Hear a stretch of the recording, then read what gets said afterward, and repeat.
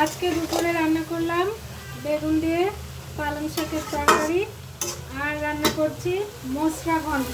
মোচা ঘন্টটা আসলে এটা ঢাকা থেকে কেনা মোচা, তাই বুঝতে পারছি না কোন কলা গাছের মোচা, এজন্য কোনোভাবেই আমি রিস্ক নিলাম না। একটু চিংড়ি মাছ কিনে দিলাম। তারপরে এখন এটা আমার হয়ে আসছে, গরম মশলা আর ঘি দিয়ে নামাবো। আমার অনেকটা চিনি দিতে হয়েছে, কারণ অনেকটা কষ্ট লাগতেছিল।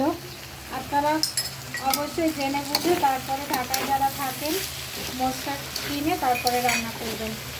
আর দিব একটু ঘি।